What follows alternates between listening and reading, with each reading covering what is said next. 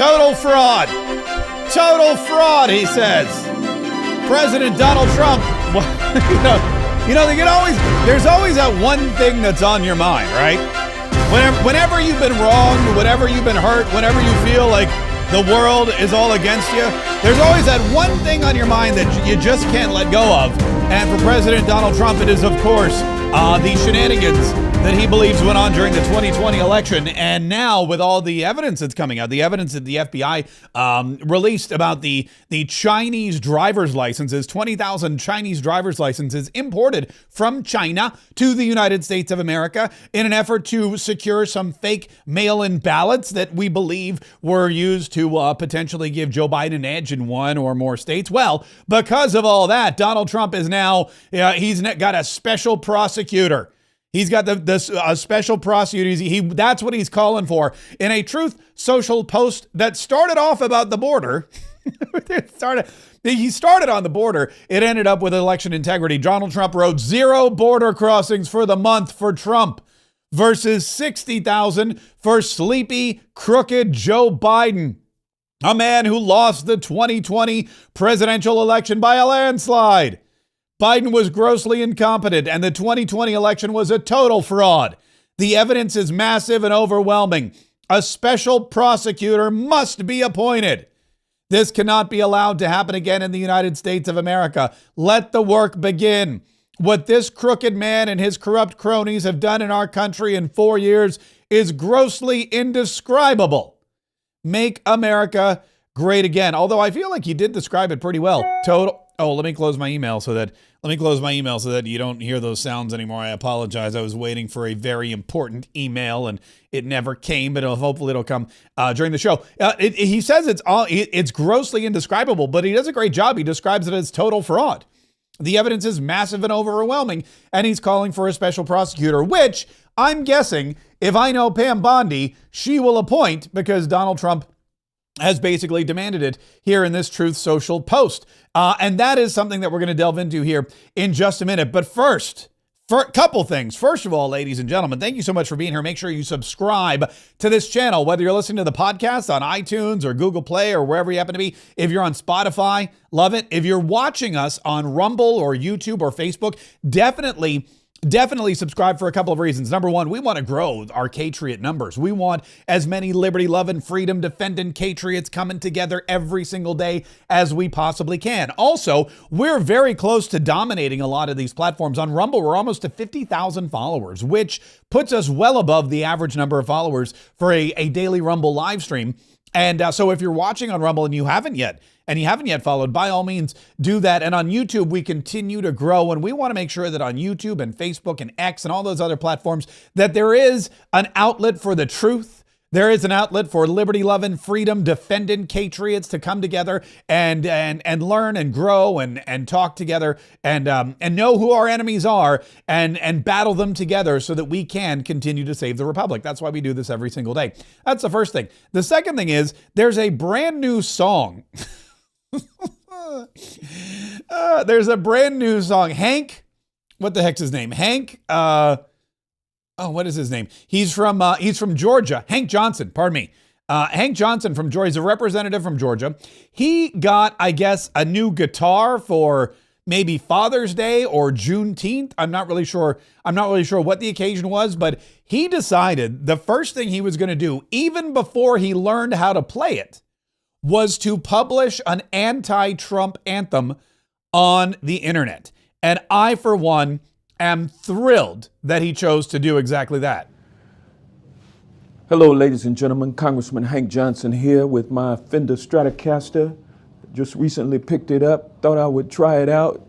I hate to hurt your ears and everything, but I'm just learning to play guitar.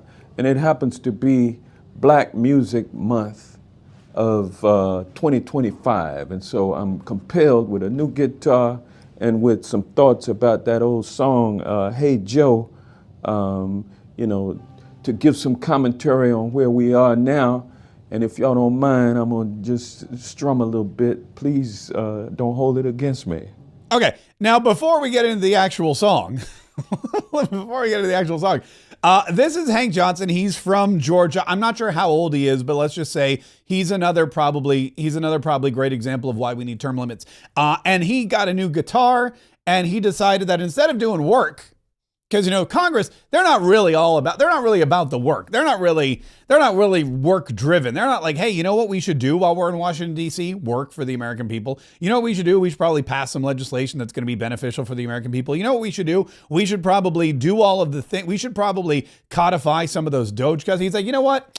Before we get to all of that, let me get my guitar. Let me get my new Fender Stratocaster that I'm just learning how to play, and I don't want to hurt your ears, but that's exactly what I'm about to do.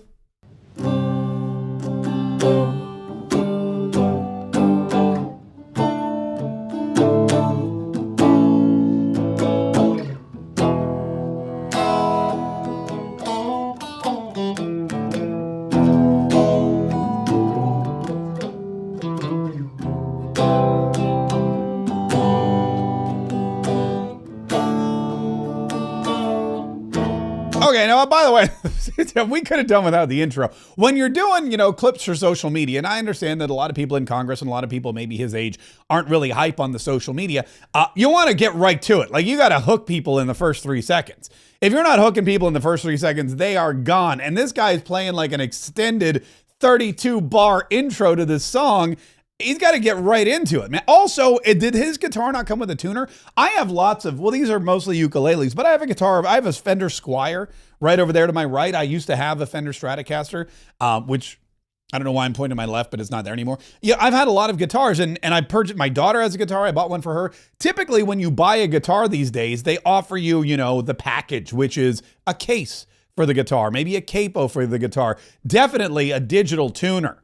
And if you don't have a digital tuner for your guitar, when you buy it, there are apps. In fact, I have one called Guitar Tuna, T-U-N-A. It's a play on words. But Guitar Tuna, here it is right here. It's a fantastic app. It's downloading.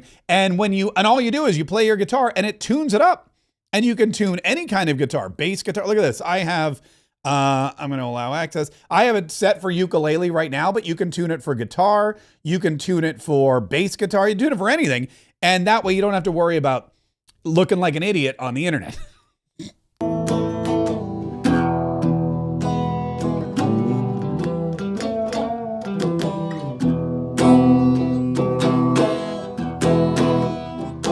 Okay, I believe, God, this is taking forever. This is going to be half the show right here. I believe we're about to get to where he actually begins to sing. So please bear with me. Here, please, if you've already gone, I apologize. I probably should have just cut this part off.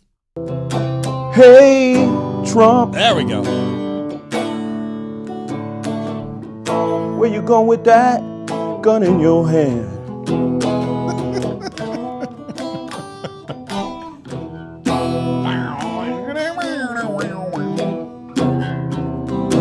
Hey, Trump.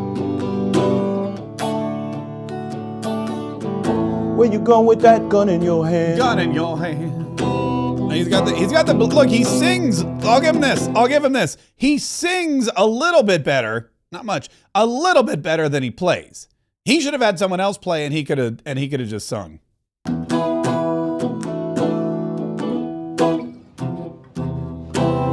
I'm going down the street and shoot down democracy. You know I want to be a king someday.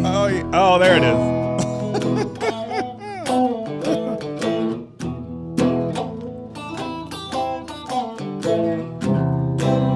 I'm going down and shoot democracy down. Yeah.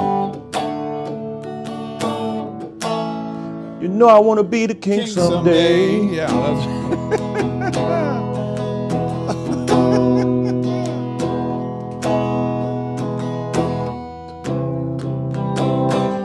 Hey, Donald Trump. Donald Trump.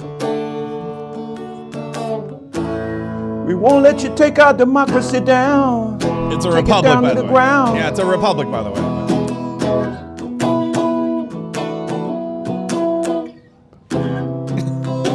Hey, Trump. We won't let you take our democracy down. It's a republic. Burn it down to the ground.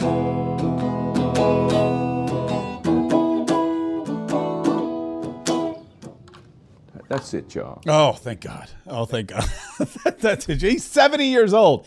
Been in Congress for a decade. 70 years old. He's been there since 2007. Been in Congress for a decade now. So that's Hank Johnson from Georgia singing his rendition of "Hey Trump, we're not going to let you shoot our democracy down." By the way, it's not a democracy, it's a republic. And this is something we have to continually remind the Democrats of, because the Democrats don't like to call the United States of America a republic for a couple of reasons. The first reason they don't like to call the United States of America a republic is because they don't want people to get confused with Republicans. Republic sounds like Republican. And they're thinking, well, if people think this is a republic, maybe they'll think I should vote for Republicans because maybe Republicans know more about a republic than Democrats. So they call it a democracy. So people think, well, if it's a democracy, then I should elect Democrats because then Democrats can take care of the democracy, which clearly by their name alone, they know more about. So that's their little trick. That's what they don't want you to think it's a republic. They want you to think. They also don't like representative democracy, which is weird because they're all they want a popular vote. They don't like the Electoral College and democracy. Basically, if it truly were a democracy, we would just vote majority rule for everything.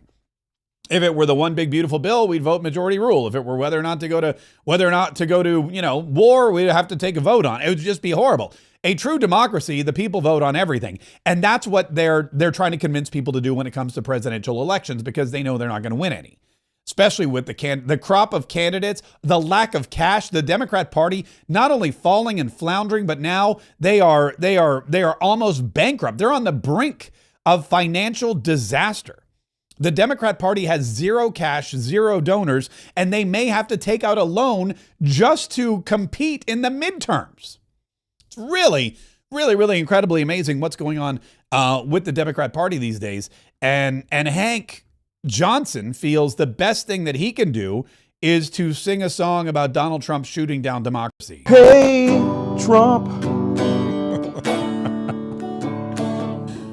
Where you going with that gun in your hand? Yeah, I don't know. I don't know.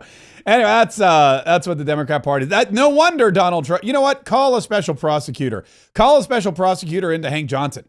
That's what I think we need. I think we need somebody to investigate Hank Johnson and his and the way he's murdering that song, the way he's murdering the guitar, the way he's murdering the entire idea of what our country is. Let me pull up. I want to pull up. I tried to find a good story about the special prosecutor, but the news is all pretty much horrible. The AP writes, Trump calls for special prosecutor to investigate 2020 election, reviving longstanding grievance. Now, again, it's the AP, and they hate Donald Trump because he kept him out of the White House because, they're liars.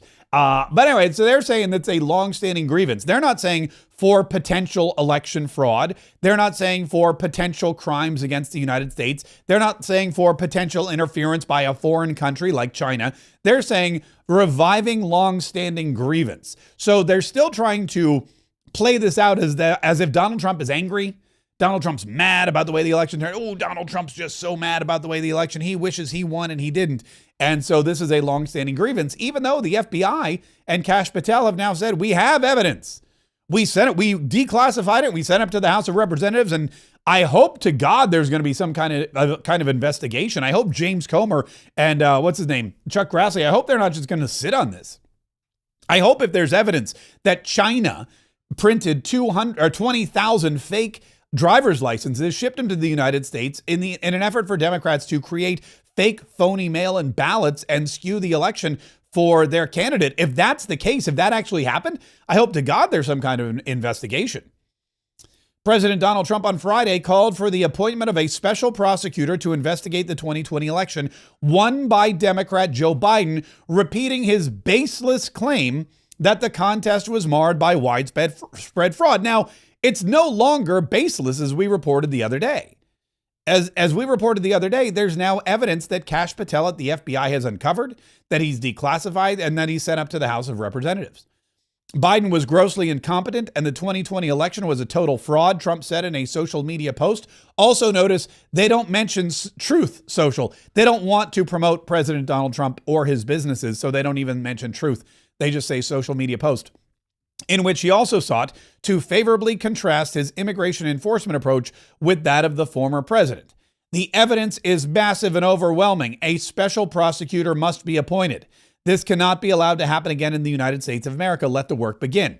Trump's post, made as his Republican White House is consumed by a hugely substantial foreign policy decision on whether to get directly involved in the Israel-Iran war, is part of an amped-up effort by him to undermine the legitimacy of Biden's presidency.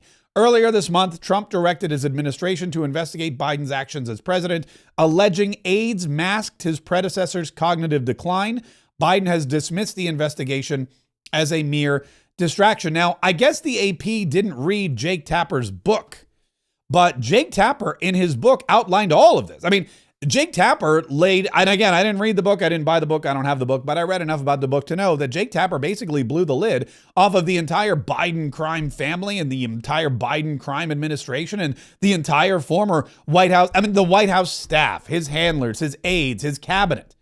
Notice Kamala Harris has been very quiet, thank God, because her cackle makes me want to throw my head against a brick wall repeatedly. But the fact of the matter is that this has been one of the largest questions now looming, is whether or not Joe Biden's cognitive decline was actually covered up by the Democrat Party in an effort to keep the American people from knowing that their commander-in-chief was, well, not physically or mentally able to do the job that he had been tasked with. We have reported, we have various different accounts too of Chuck Schumer and Nancy Pelosi and Barack Obama all getting together and conspiring behind his back.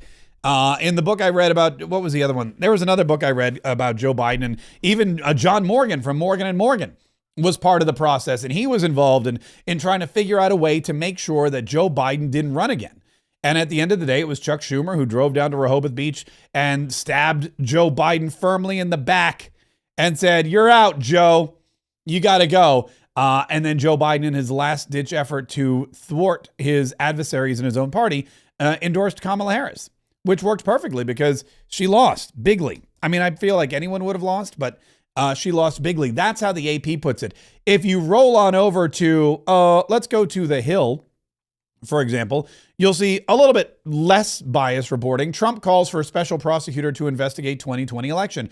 President Trump on Friday called for a special prosecutor to be appointed to investigate unfounded claims. There it is again. The 2020 election was fraudulent. Trump's post on Truth Social, at least they mention his actual social media company, also said that he had all but eliminated illegal border crossings compared to the tens of thousands of migrants who came into the country again. Also, I feel like that's something that's easily, that's something that you can easily corroborate. You just go to the numbers. I mean, the immigration department, they hold numbers on all these kinds of things. In fact, I think I had one here. I had a post from the immigration department.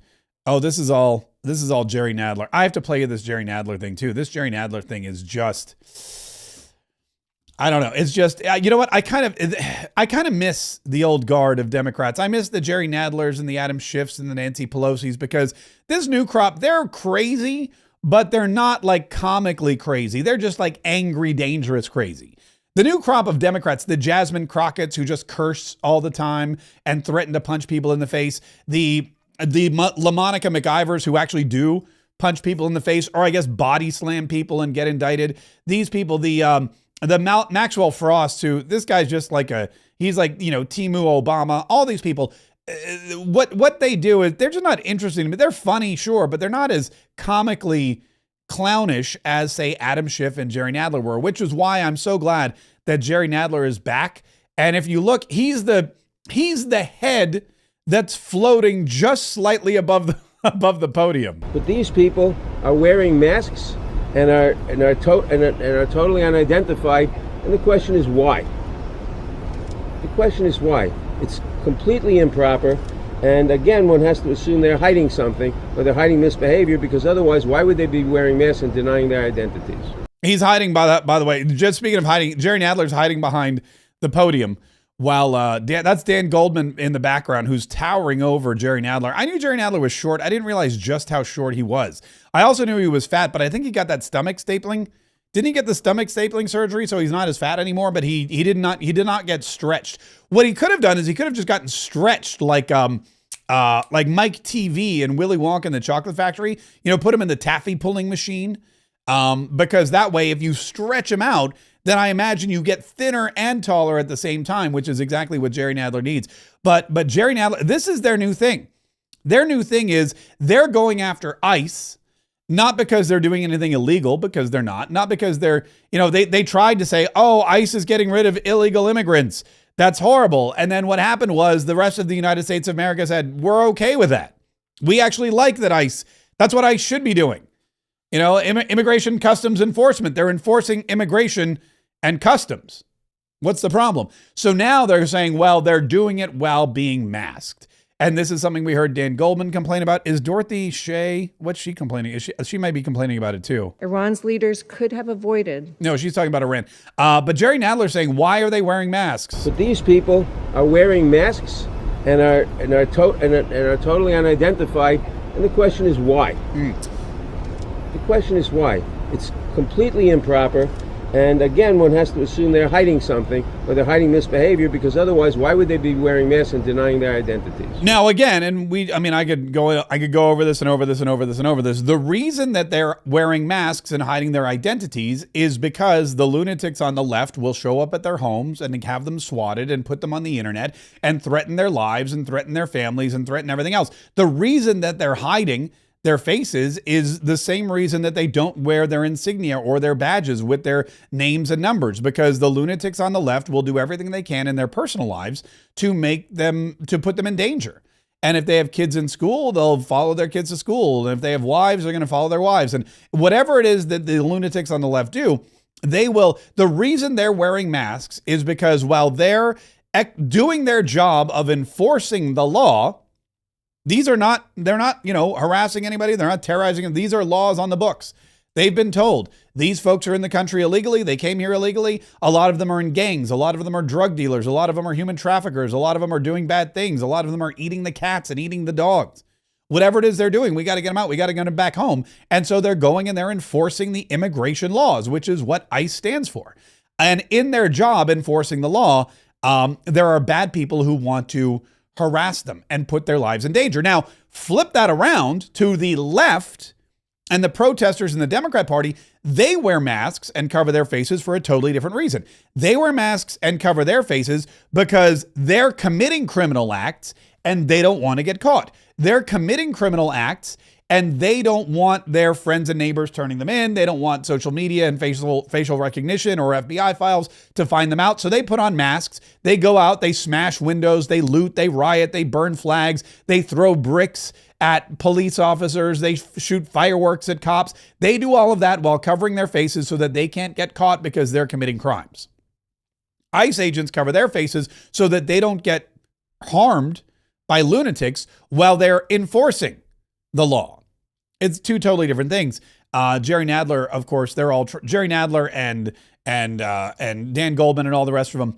They're all trying to make it into a bigger deal than it actually is. They're trying to make ICE into the enemy. They're trying to make Tom Homan into the enemy. They're trying to make Donald Trump into the enemy. They're trying to tell everyone that Donald Trump wants to be a king and that Donald Trump wants to shoot our democracy down. Hey, Trump.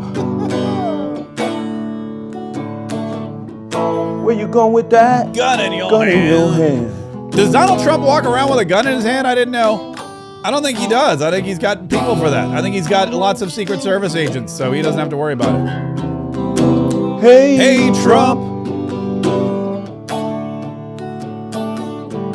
Where you going with that gun in your hand? Gun in your hand. That is just that could be one of my new favorite songs, actually. I'm actually, the more I hear it, the more I'm into it. Speaking of illegal immigrants, the Caroline Leavitt yesterday in her press briefing mentioned the job that ICE was doing and how great ICE is doing. And of course, whenever ICE is praised, the Democrats come out in full force against them. President Trump's powerful efforts to secure our homeland are working. According to newly released numbers, last month, Border Patrol saw a 93% decrease of illegal aliens crossing the southwest border between ports of entry from May 2024 under Joe Biden, when they encountered more than 117,000 illegal aliens.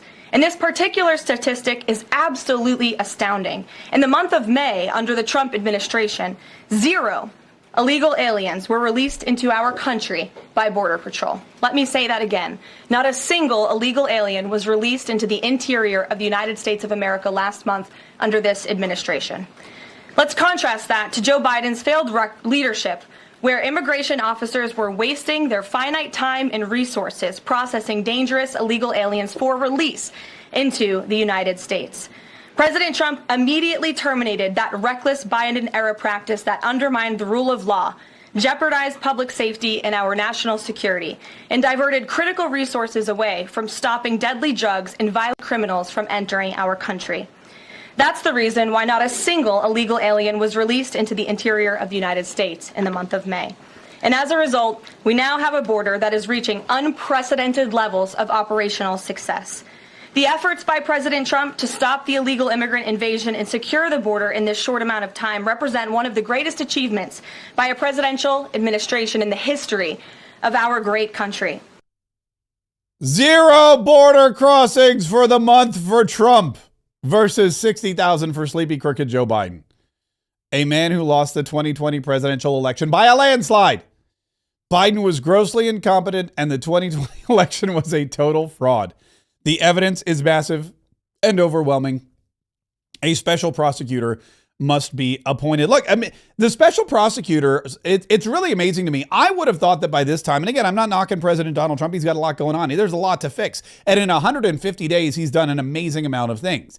I'm not going to go through the litany of things that he's done, but he's, protected men and women's sports. He's already brought in trillions of dollars of investments from Qatar and Saudi Arabia and Abu Dhabi and Taiwan. He's totally revamped our immigration system, 0 border crossings, 0 releases of illegal immigrants into the country, all of the deportations. It's really incredible. The economy's on the uptick. The inflation is being taken care of. The one big beautiful bill is it's this close. They're on the 10-yard line, folks, before bringing this one home for one of Donald Trump's biggest economic touchdowns, not to mention all of the food additives and dyes that are coming. I mean, it's overwhelming how much work this guy has done. And I would have thought that the special prosecutors would have come out a little bit faster and a little bit more furious. I would have thought we would have had a special prosecutor investigating Joe Biden and the administration and whether or not there was a cover-up by now. I would have thought we would have had a special prosecutor investigating the 2020 election. And keep in mind, these are two different things. We really need multiple special prosecutors. We need a special prosecutor. And Pam Bondi, hello. I don't know if you're listening, Pam Bondi. Attention. We need multiple special prosecutors, and we need one special prosecutor to investigate fraud in the 2020 election. This investigation from China with these driver's licenses, that's just part of it. We need to know what domestically happened with the election. And of course, we need intervention or investigation into any foreign countries that may or may not have been involved. And if a country like China or Iran or any of these other places, if they were directly involved in fraudulent activities in an effort to thwart or overthrow or interfere with or help one candidate over another, if that's the case, then that is an act of war. That is a foreign enemy trying to overthrow our government with help, of course, from people on the inside. We need an investigation and a special prosecutor just for that. Number 2, the Joe Biden cover-up and whether or not his mental and physical decline was known by people. And we know it was because guess what? A special prosecutor, said Joe Biden is not fit to serve trial. I'm not going to prosecute Joe Biden because if he served trial, the jury would just look at him and say, this is a confused, doddering old man with a poor memory, who also happened to be at the time in charge of the nuclear codes. And there should be a special prosecutor investigating the special prosecutor who didn't prosecute him because he was too old to be prosecuted. There's so many different levels. There's, of course, the whole Biden crime family and the pyramid scheme that was the Chinese payments to Hunter Biden and to James Biden and to all of the other Bidens and all the corporate intricate network where the money was funneled around, eventually with 10% being passed off to the big guy. The whole question of how Joe Biden got so rich. You know what burns my booty? You know what? I never take an opportunity to miss saying burns my booty. You know what burns my booty? is when people complain about Donald Trump selling phones and shoes and crypto and meme coins and guitars. Oh, I wonder if that's, you remember when Donald Trump sold guitars? I wonder if that's the one that Hank Johnson bought. Hey, Trump. Where you going with that? Gun in your hand. Gun in your hand. I wonder if that's one of the. I wonder if that's one of the guitars that. If that's where Hank Johnson got his. Hold on, I'm gonna go to Trump guitars and see if I can see. Get Trump guitars. Here's Trump guitars introducing the limited edition American Eagle. Oh no, it's not a Fender. It's not a Fender. So clearly it's not it's an American Eagle. So clearly if he's got a Fender Stratocaster, it's not the Donald Trump. Good. You know what? Let me just double check real quick and make sure that he's not playing a Trump guitar while he's singing about Hey, Trump. Yeah, no, that's not an American Eagle. That's just your regular old Fender. I think they call that the Golden Sunset or something. That's just, it doesn't matter. You know what really burns my booty? I'll tell you, when people complain about Donald Trump selling guitars and sneakers and watches and cologne and meme coins and cryptocurrency and now mobile phone service, and then they let Democrats like Joe Biden just get filthy rich by selling access to the president to foreign countries who want to see us harmed, who want to topple our government, who want to take it over, who support countries and regimes that yell death to America. I mean, think about that. Donald Trump is totally transparent. Donald Trump is like, how do I make money? I sell meme coins. I sold a Donald Trump meme coin. I made $1 billion 2 days before I took office. It's right there in the open. We all know about it because the media and the left and the Democrats and anybody who who wasn't smart enough to get in on it, they all complained about it. How else does Donald Trump make money? Selling mobile phone service now. He sells lots of books. He has golf courses. And there's all kinds of golf tournaments that come and play at his golf courses. All of these things that are legitimate businesses, legitimate capitalist ventures, and they're out there in the open. So when people say Donald Trump is getting rich off of his presidency, he can say, I'm actually getting rich off of meme coins and phone service and sneakers and guitars and watches and colognes and golf. Joe Biden, however, goes from being a poor single dad in Delaware to one of the wealthiest men in Washington, D.C., has not one but two homes, a beautiful multi-million-dollar estate in Wilmington, Delaware, and a multi-million-dollar beach house in Rehoboth Beach, not to mention a son who doesn't really do anything for work unless smoking crack is work, which I don't think it is. He's got money for lawyers, money for this, money for that, filthy rich. How did he get his money? You ask how Joe Biden got his money, and all of a sudden you're a conspiracy theorist. You ask how Joe Biden got his money. Who paid him? China, Ukraine, Moscow, all of the above? Who's the big guy? 10% for the big guy. Let's look into the big guy. All of a sudden you're a conspiracy theorist and you're changing the subject. And Joe Biden's a good man, and why are you trying to attack him? You're just a lunatic QAnon Trump supporter. That's the kind of stuff you get when you question where Joe Biden got his money. But Donald Trump's the bad guy. Nobody knows where. There's no receipts for the millions of dollars that Joe Biden has made. And there's tons of receipts for Trump sneakers and watches and guitars. That's what really burns my butt. You want to be mad at Donald Trump because he's a capitalist? Be mad at Donald Trump for it because he's a capitalist. But you should be really mad at Joe Biden because he's a criminal. And he's taking advantage of you. $1 billion. I told him, if you don't fire him, you ain't getting the money. I'm getting on a plane in 6 hours. And if he's not fired and I get the money, well, son of a bitch, he was fired. I took $1 billion of American taxpayer money, $1 billion, which back then was a lot of money. Now, not so much. $1 billion in taxpayer money. I took it over to Ukraine. They were investigating my son, and I said, stop investigating my son, or I'm taking the $1 billion back. And you know what they did? They stopped investigating my son. Son of a bitch, he was fired. That's Joe Biden's. That's Joe Biden's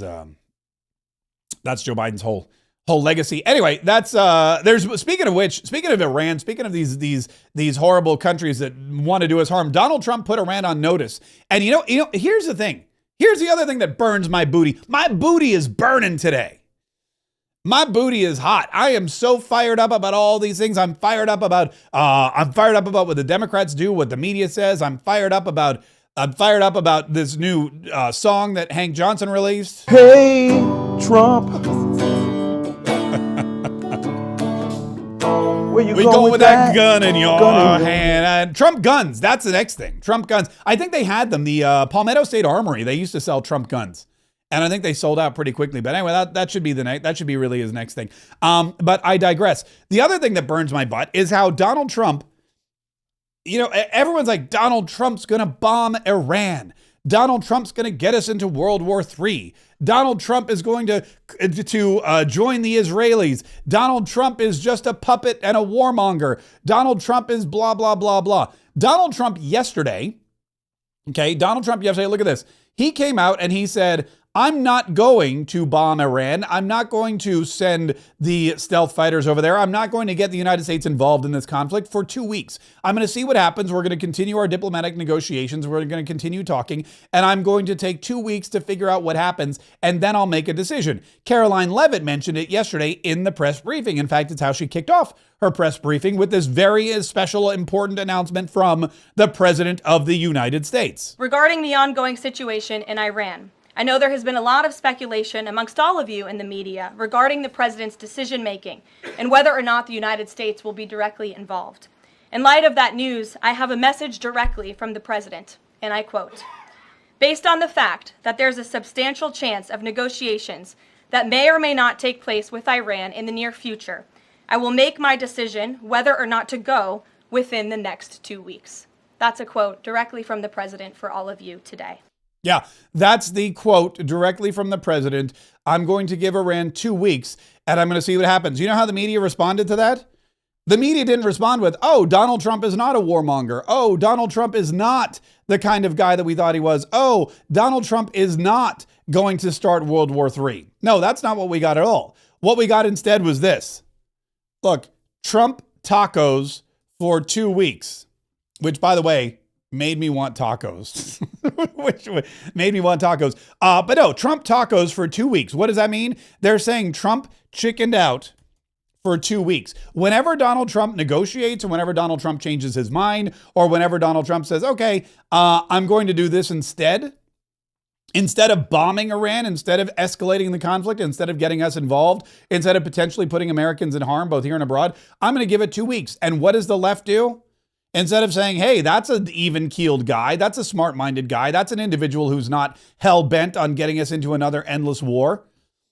Instead of that, they go, Trump tacos for 2 weeks. And if you don't know, taco stands for Trump always chickens out, which really means that what the Drudge Report wrote was Trump always chickens out for 2 weeks. So what they should have just written was taco for 2 weeks. Trump always chickens out for 2 weeks. Or they should have they shouldn't have written it at all. But Trump tacos for 2 weeks literally translates to Trump always chickens outs for 2 weeks. Idiots, all of them, all of the media. They don't know what they're talking about. They don't know what they're doing. They don't know what they're saying, and they don't care. They're just trying to push any and all agenda. If Donald Trump bombed Iran, he would have been the worst president ever, and he would have been lining us up for World War III. If he didn't, he's a chicken. Just so you know, you can never win with the media if your last name is Donald Trump. Somebody in the media was asking about the uranium enrichment, and this is something else too. There is there's a new, and Marco Rubio, we played this Marco Rubio clip about how far Iran's nuclear program has come. And people ask about the timing. Why the timing of this? Why is this happening now? Well, one of the reasons is because nuclear capabilities, Iran cannot have a nuclear weapon, and they're getting close to a nuclear weapon. And that's one of the reasons why Donald Trump again said, I'm going to take 2 weeks, but we're getting close to, either making a deal or dropping a bomb. And Caroline Leavitt explained that. Regarding the ongoing situation in Iran, I know there has been a lot of speculation amongst all of you in the media regarding the president's decision-making and whether or not the United States will be directly involved. In light of that news, I have a message directly from the president, and I quote, "Based on the fact that there's a substantial chance of negotiations that may or may not take place with Iran in the near future, I will make my decision whether or not to go within the next 2 weeks." That's a quote directly from the president for all of you today. Yeah, that's it. So wait, hold on. That was the one I literally just played that again because I wanted you to. That wasn't a mistake. That wasn't me playing the wrong clip. That was me reiterating what her statement. Now I'm going to play you the thing about how close Iran actually is to a nuclear weapon. When the president said a few weeks away, did he mean obtaining enough enriched uranium to start building a weapon, or did he mean Iran is a few weeks away from completing the production of a weapon? I'm glad you asked that, Weija. It's an important question, and it's one, frankly, the media has been getting wrong. Let's be very clear. Iran has all that it needs to achieve a nuclear weapon. All they need is a decision from the supreme leader to do that. And it would take a couple of weeks to complete the production of that weapon, which would, of course, pose an existential threat not just to Israel, but to the United States and to the entire world. And that is something that the entire world, including countries like Russia, is in agreement with, that Iran should not and cannot obtain a nuclear weapon. And that's why the president believes that, and he's believed that, again, not just his political career, but frankly, his entire life. Yeah, the enriching of uranium is the big deal. And I'll play you that clip from Marco Rubio yesterday because, as we said, it's a big deal. It's not what you think. It's not like, oh, they're only at 60%. You know, we've still got time. No, 60% is 90%, and 90% means you have basically a nuclear weapon. Here is Marco Rubio. Marco Rubio, here we go. When you say 60, that's misleading when people hear that number because they think 60% enrichment and 90% is what you need for a weapon. Actually, 90% of the work it takes to get to weapons-grade enrichment is getting to 60. Once you're at 60, you're 90% of the way there. You are, in essence, a threshold nuclear weapons state, which is what Iran basically has become. They are at the threshold of a nuclear weapon. If they decided to do so, they could do so very quickly. If they stockpile enough of that 60% enriched, they could very quickly turn it into 90 and weaponize it. That's the danger we face right now. That's the urgency here. That's why Israel feels urgency about it, and that's why we feel urgency about it, but not just us. Throughout the Gulf region, no country in the region wants Iran to have a nuclear weapon. And you also talk about not just a weapon, they have long-range missiles that they can deliver those weapons to. This is a very grave risk. And they are enriching at that level, and they're openly doing it, by the way. In fact, their Congress, their legislative branch, actually passed a law requiring them to enrich at a certain level because JCPOA, the Obama deal with Iran, was canceled. So this is a critical moment. The president has made it a priority, and now people understand the urgency here because they are fairly close, too close for comfort to a nuclear weapon. We have to roll that back one way or another, and we hope it's peacefully and through the process of negotiation. Yeah, and that is something that Donald Trump has always said, peace through strength. Peace through strength. I want to play this clip now. Ambassador Dorothy Camille Shea is the interim U.S. representative to the UN. I guess while they're waiting for Mike Waltz to get confirmed, and I don't even know what's going on with the Mike. I haven't heard, I'll be honest with you, ever since Mike Waltz left the White House as National Security Advisor, I really hasn't been returning my calls. But Ambassador Dorothy Camille Shea, she's the interim representative to the UN. Here's what she said about the Iranian situation as well. Iran's leaders could have avoided this conflict had they agreed to a deal that would have prevented them from ever obtaining a nuclear weapon. But they refused to do so, choosing instead to delay and deny. We can no longer ignore that Iran has all that it needs to achieve a nuclear weapon. All it needs is a decision from their supreme leader. That is unacceptable, and this council must urge them to change course. Yeah, that is unacceptable. The council's got, that's the UN Security Council. They want to get involved. They want them to talk to Iran and say, look, you guys got to come to the table. You've got to try the diplomacy. You can't have a nuclear weapon. And as we pointed out before, and as I will point out again, Iran there's no allies. Israel has the United States of America. Israel also has the backing of a lot of other countries who don't want to come out and back Israel because, well, you know. But they have the open backing of President Donald Trump and the United States of America, with a few notable exceptions, Candace Owens, Tucker Carlson, But the fact of the matter is, most of America and EU and most of the Trump administration, they all support Israel in their plot and their plight to disarm Iran, but for good. And Donald Trump is also looking toward a diplomatic solution, but Iran has nobody. They turn to Russia, and Russia's like, we don't really want you to have a nuclear weapon either. I mean, that's the key. I mentioned this earlier today in the 47 Daily Podcast, but it's worth repeating for a couple reasons. Not all of you listen to the 47 Daily Podcast yet, and I know because I track your IP addresses. I'm kidding, I don't. But if you don't listen to the 47 Daily Podcast, you should definitely go to the47daily.com and download the daily podcast. But one of the things I mentioned is that Russia, China, North Korea, Pakistan, or Pakistan, however you call it. These other countries, they don't want Iran having a nuclear weapon. Because if Iran has a nuclear weapon, it's not as cool to have a nuclear weapon anymore. Right? It's like when Air Jordans first came out. The first kid in school to have Air Jordans was the coolest. 6 months later, Christmas rolled around. Everybody showed up after Christmas with Air Jordans. All of a sudden, Air Jordans, yeah, they were still cool, but they weren't as cool as when that first kid showed up. And he was already on to like the next pair. He already had like the Jordans, part 2. Same thing with nuclear weapons. Also, when you're a nuclear power, I mean, think about it this way. There's 9 countries that we know of with nuclear capability. I know there's some question about South Africa. I didn't mention South Africa before. Somebody sent me an angry email. There's 9 countries that we basically can all agree on have nuclear capability. Those 9 countries dominate the rest of the world because of that nuclear capability. The other 180, 4 countries or 3 countries that exist in the world, they will all bow down to the 9 countries with nuclear capability. And the reason is because they don't have nuclear capability. It's just, I mean, we're perpetually holding a gun to the heads of the rest of the world and to each other. And the last thing that China and Russia and North Korea want is for Iran to become a nuclear power, because they're not as powerful. They no longer have power over Iran. Do you know why Russia can go in and get Iran to do things? Because they have something that Iran doesn't, a nuclear weapon. Same thing with China. Same thing with North Korea. You've got countries that use nuclear power for bad, threatening to what's the name? Vladimir Putin's out there threatening every single day to use nuclear weapons in Ukraine so that he can assert his dominance over the entire country. But then you've got other countries like the United States and the UK and France who use their nuclear weapons to keep people from ever invading them again. When India and Pakistan start going to blow. That's why Donald Trump and Marco Rubio jumped in to stop that, because those are 2 nuclear powers. And they could have obliterated each other, but we stepped in to stop that. United States, Great Britain, France, what am I missing? India, Pakistan, North Korea, China, Russia. There's one more. Is it Germany? I think it's Germany.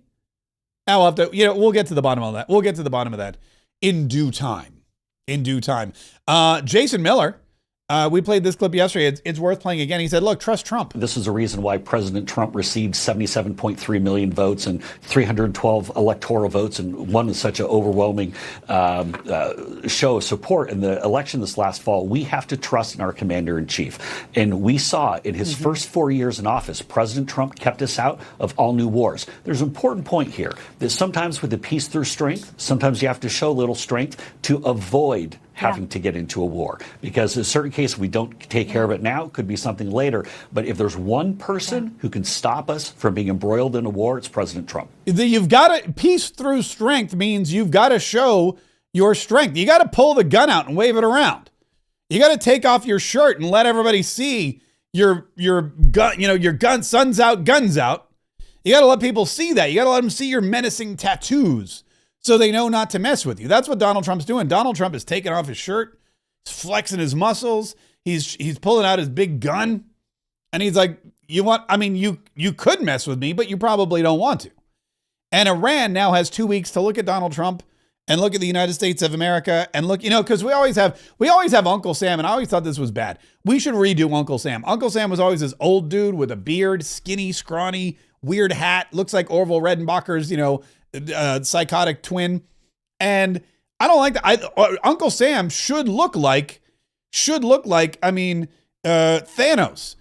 It should be the biggest, burliest, hulkiest, scariest looking guy in the world, because that's what we are. We are big, we are burly, we are hulky, we are scary. We have more capability to assert our dominance than any other country.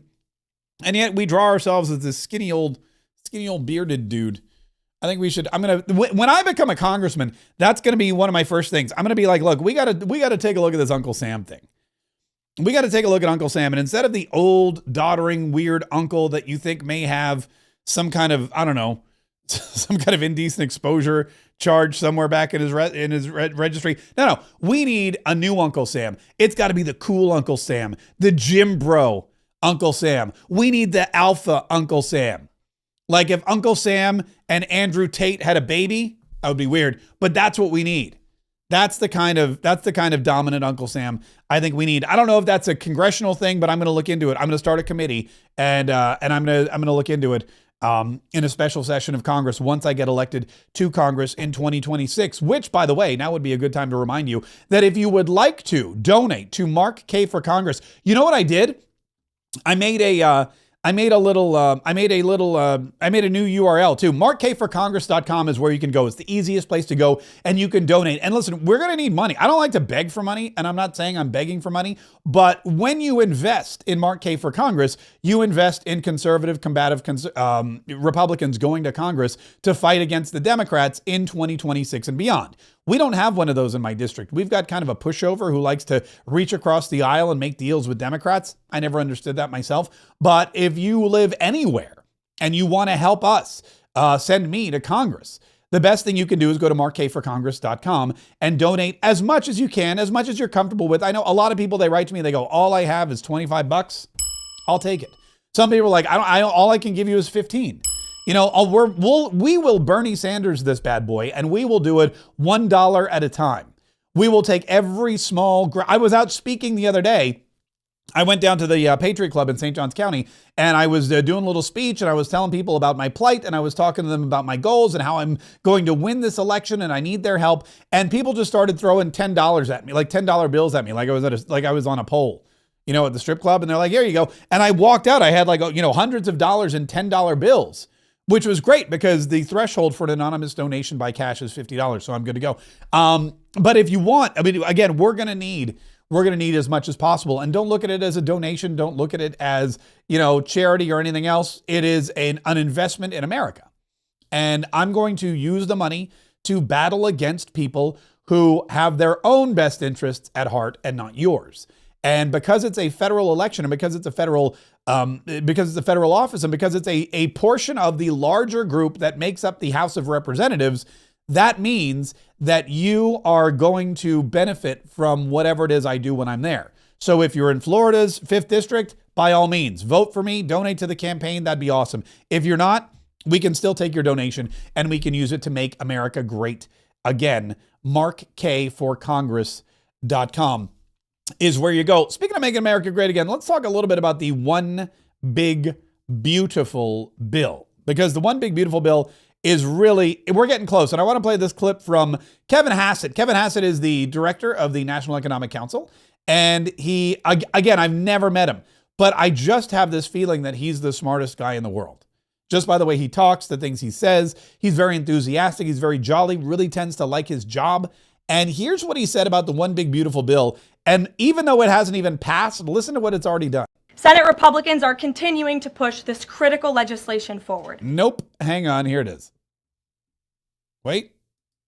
Oh, you're kidding me. You're killing me, Smalls. Hang on. Here it is. Right. I have it right here. The fact is that the Big Beautiful Bill is already having a big, beautiful effect because everybody's onshoring jobs, building factories, making commitments to send trillions of dollars of new investments into the U.S., and they're doing that before the bill is even passed. But we expect that the bill will pass the Senate next week and that it'll be signed by the 4th of July. And when that happens, not only will that momentum continue, but people are going to see a big, big tax cut. So if you get paid time and a half on overtime, then you're going to be taxed on the time, but not the half. If you get tips, then you're not going to be taxed on those tips. If you're a Social Security person who's getting taxed on some income because you're maybe taking an extra job, you're not going to be taxed on that. And so all of this is going to add even more juice into the economy. And so you think right now we're looking at GDP growth for the second quarter about 4%, real wage growth that's unprecedented in 60 years, and that's even before the bill is passed. And finally, you led with all this scaremongering about tariffs. Think about it. While this is going on, inflation right now is lower than it's been in 4 years, and that's by every single measure. And so these people who say that tariffs are going to cause inflation and harm the economy, they got both things wrong. I mean, that is, you know, to have a guy like that on your team when you're President Donald Trump just shows, because everybody has an agenda. That's the thing. I mean, I knew that already, but now I'm really learning it. Everybody has an agenda. Everybody's looking for something out of the government or out of their policymakers or whatever. And the folks on the left and the And some of the Republicans, they are using the Congressional Budget Office and other expert sources to try to skew the information so that you don't support the one big beautiful bill, when really it does a lot of good things for you. And Kevin Hassett was right there outlining pretty much all of them and saying that even though this bill hasn't passed, and this is something we've seen since Donald Trump was elected. Do you remember Donald Trump got elected? He chose Pete Hegseth as Secretary of Defense. And before Pete Hegseth was even sworn in, there was an influx of people signing up. Enlistment numbers were through the roof. Enlistment in the Army, the Navy, the Air Force, Marines, every single one of our armed forces saw record enlistment for the month when Donald Trump announced that Pete Hegseth was going to be the Secretary of Defense before he was even sworn in. We saw that. We saw illegal immigrants self-deport. When Donald Trump became president, they either A, stopped coming, or B, started going home, because they knew one way or another they were not going to be allowed into the country, or they were not going to be allowed to stay in the country. And as a result, they started to leave. Before Donald Trump even took office, before he signed one single executive order, before Tom Homan was on the payroll, before Kristi Noem was the Homeland Security Secretary, all he had to do was get elected. And people were lining up to join the armed services and lining up to go back to the countries from which they came illegally. And now we're seeing it again with the one big beautiful bill. We're seeing the economy rebound before this thing is even passed. Imagine what's going to happen when it does pass. And that is something that Caroline Leavitt was discussing as well. Senate Republicans are continuing to push this critical legislation forward. The one big beautiful bill will drive growth and supercharge the American economy. The Council of Economic Advisors found that the one big beautiful bill will raise take-home pay by nearly $14,000 for a year for the average family of four. The CEA also found that the one big beautiful bill will increase wages as much as $11,000 for the average worker in America. The one big beautiful bill expands the child tax credit and makes it permanent for more than 40 million families with children. And the bill will deliver no tax on tips, no tax on overtime, and substantial tax cuts for our incredible seniors. Simply put, the one big beautiful bill is a massive win for middle-class Americans.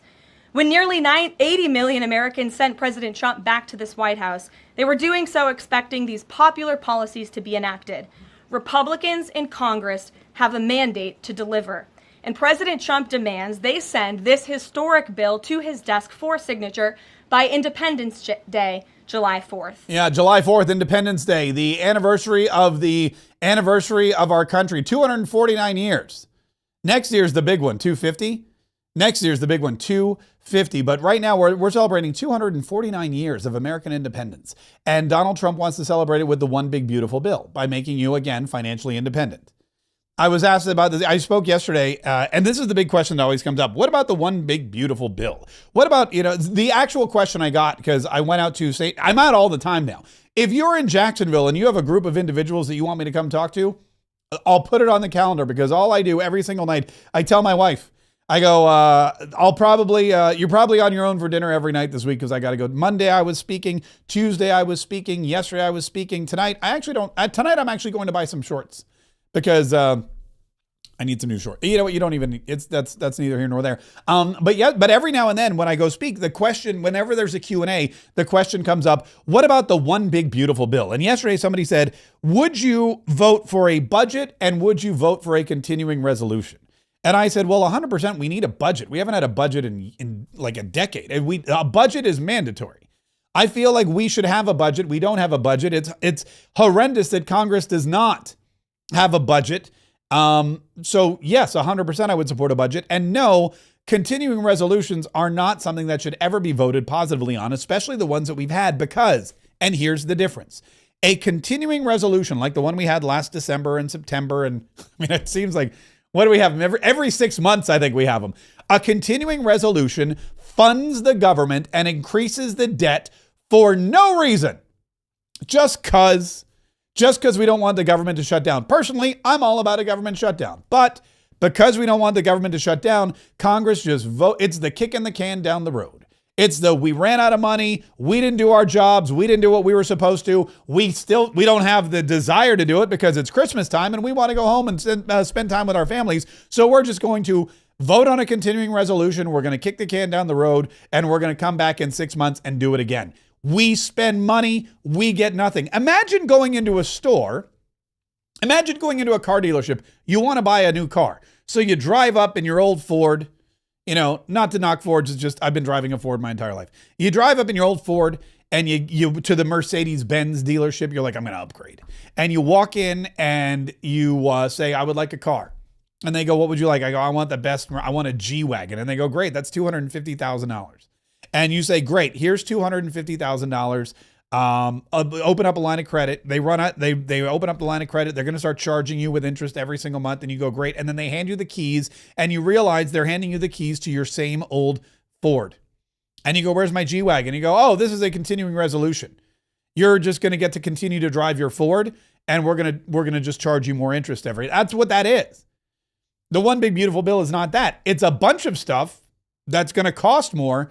But then, of course, there are offsets coming into the economy from, as we pointed out, the drill baby drill oil revenue that Donald Trump is ramping up, the investments in technology and AI that's coming in from the Middle East and from Taiwan, the increase in the gold cards that Donald Trump is selling to foreign entities that wish to fast track and have a luxury experience when it comes to immigration. All of these various different entities that Donald Trump is doing, the job growth, because remember, there's two ways to increase revenue when you're the federal government. When your job is to when you make money by charging taxes, there's only two ways. If income tax is your revenue stream, then you could do one of two things. Raise taxes, which is bad for several reasons, or create more workers, because if you create more, like let's say you have one money machine and every year the money machine gives you $20,000. You don't have to do anything. You just have to say, money machine, give me $20,000. And every April 15th, the money machine gives you $20,000. Now, you could do one of two things. You could tell the money machine to give you more money, but then the money machine's working harder. So give me $30,000, give me 40, give me 50. Eventually, the money machine's going to be like, I ain't got it. I'm broke. We're done. And it shuts down and you get nothing. Or what you could do is you could build more money machines. So instead of one money machine giving you $20,000, you build a second one. And now those two money machines are giving you $20,000. You're making 40 grand. And then what you could do is you could say, you know what? I'm going to ease off on your burden. Since I have two of you, I'm going to make you each give me just $15,000 a year instead of 20. And you're still making $10,000 more than you were before. And your money machines are happy because they're paying you less. Then you make a third and a fourth and a fifth money machine. And eventually you reduce their burden even more. And you say, okay, I got 5 money machines. Everybody just give me $10,000 a year. And now you're making $50,000, which is more than you were making from the one money machine. That's why job growth is a great way to increase revenue in the federal government and pay down the deficit. And that's why what Donald Trump is doing with the manufacturing plants that are coming in and the AI that's coming in and all of these other jobs that he wants to create is going to do exactly what he claimed it would do, and that is pay down the debt. Because when you have more workers and you have more people making income, then you have more income tax, and that's more money that the federal government can spend. When you have a continuing resolution just to keep the government open, you are spending money and you're getting nothing. Horrible, horrible. Hey, speaking of spending money, let me throw out some of these super chats. I've been on a roll. Sorry, I started up today and I didn't stop. But we got a super chat from Randy Brumley, our good buddy out there in Oklahoma. Randy Brumley sent a $2 super chat and said, Mark has a memory like a Sturl trap. Thank you, Randy. So that must be steel. I don't know what did I remember? I don't remember what I remembered. I forgot what I remembered, so maybe I don't, but I appreciate that. My VA Lady virtual assistant service dropped a $5 super chat and said, I'm stoked about Mark and his podcast for profits. 4 to 5 of my podcast bros should be there. Also follow Mark on Rumble. Rumble.com/ poaching YouTubers to Rumble. That is true. And thank you, my VA Lady, for reminding me about the podcast profits. I'm going to talk about that here in just a minute because that's going to be really exciting. And thank you for the super chat. Christiane Haggerty dropped a super chat and said, is the doll available for sale? Asking for a friend. What doll, Christiane Haggerty? I'm not sure. What are you talking about? Me? Are you calling me a doll? I appreciate that. Oh, you mean the gnome? The gnome was from Gnomes by Design, Patrick Martin, and his number is area code 301-904-3216. So if the gnome is the doll you're talking about, it's Gnomes by Design, Patrick Martin, 301-904-3216. Make sure you tell him you heard about it from Mark Kaye. Saves the Republic. I don't know, the dogs are going crazy. Oh, it's probably time for me. It's probably time for me to wrap it up. But listen, before I do go, my VA lady's 100% right. This coming Wednesday, next week, we are doing podcast profits. I've never actually done this presentation before, but I'm really excited about it. And it's all about podcasting. And it's all about creating a professional podcast that earns you multiple streams of income and doing it very quickly and at low cost. This is a free... Hold on one second. Somebody get the dogs. This is a free resource. This is a free presentation that will teach you what I do every single day, and that is create podcasts, distribute podcasts, use podcasts to build an audience. It's going to help you not only build an audience with a podcast, but also multiply your profits with different profit centers that maybe you weren't aware of.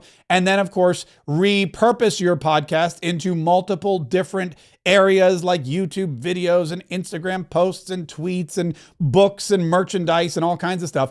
And why I believe that in the new golden age, podcasting is the best social media platform. Having a podcast is key, really. And I'm on all the social media platforms, and I handle all the social media platforms, and I do all the social media platforms. And podcasting is it's really the linchpin of my entire media network and so many other people. When you look at Joe Rogan, when you look at Dan Bongino, when you look at all these other Tim Pool and Candace Owens, and now even Tucker Carlson and Steven Crowder, all of the names, the podcast is the linchpin. It's the keystone in their entire media empire. And whatever you do, your podcast could be the same. The website is markk.com/podcast-profits. markk.com/podcast-profits. That's where you go if you would like more information on that. We got a Rumble rant that I got to shout out here real quick because it's a biggie. It's a biggie. Let me go to the iPad. Here we go. I don't know if you can see this. We got a Rumble rant for $100. Look at that, from Florida Trumper. Here, we'll give you the horn for that. Hey, Mark, you're awesome. Superior Concrete Decor LLC wishes you a great weekend. You will be a great politician, America. SuperiorConcreteDecor.com. Wow. Superior Concrete Decor, Florida Trumper. Thank you so much. That's a very generous Rumble rant. I mean, here, I'm going to make it even bigger. I'm going to make it, look at that. For $100, you get the super big Rumble rant. Florida Trumper, hey, Mark, you're awesome. Superior Concrete Decor LLC wishes you a great weekend. You will be a great politician, America. Superior Concrete Decor. What is concrete decor? Now I'm curious. I'm like, what? Hold on. Now I got to go there. Superior Concrete Decor. For $100. Not only am I going to shout out your website, but I'm actually going to visit it live on the stream. Superior, I guess this is it. Decorative concrete. Oh, it's oh, look at that. Woohoo. It's like camo concrete. Oh, there's a duck on it. Oh, I've seen this. This is concrete that looks like wood. They do tile like that too. This is fantastic. Look at that. That is, I don't know if that's a duck or a pelican. That's probably a pelican. This is cool stuff. Oh, look at that. Very nice. Very, very Florida.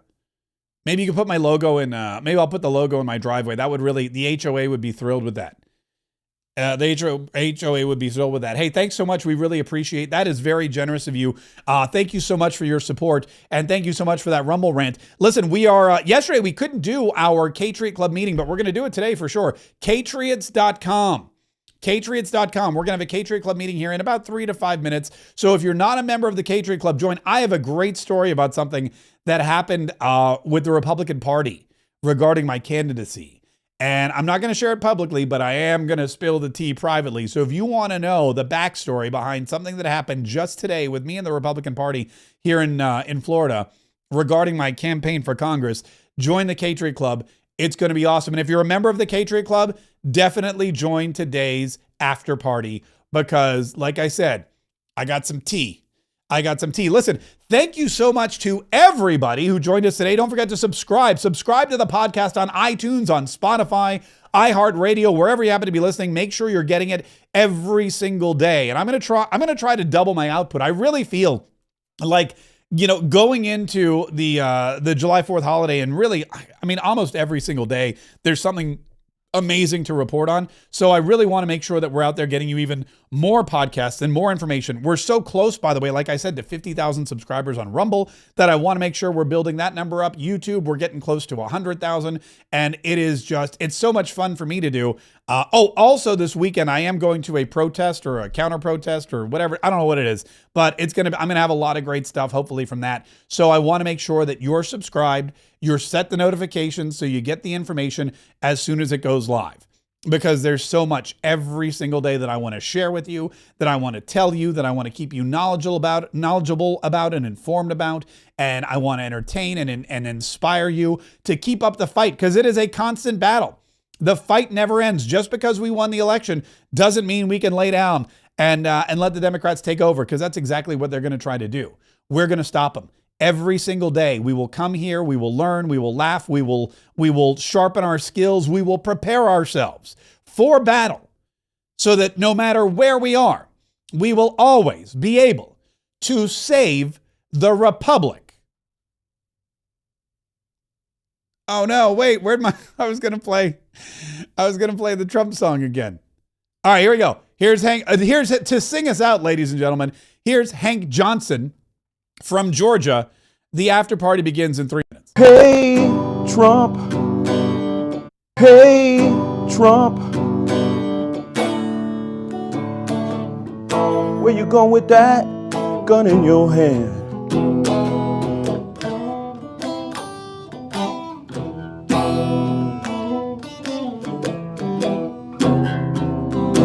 Hey, Trump. Where you going with that gun in your hand?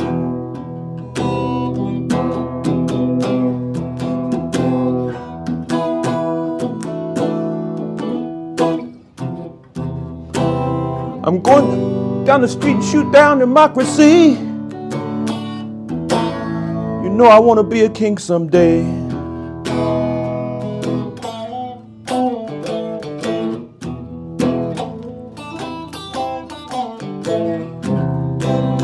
I'm going down and shoot democracy down. You know I want to be the king someday.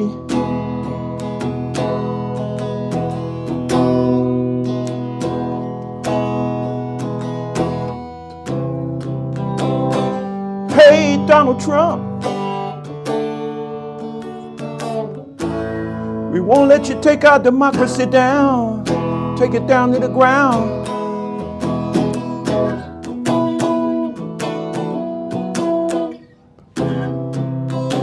Hey, Trump. We won't let you take our democracy down. Burn it down to the ground.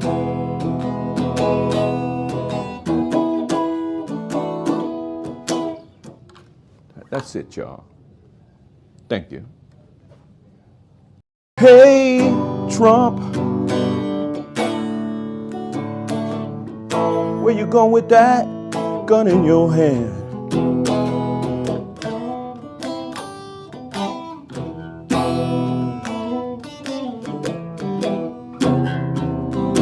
Hey, Trump.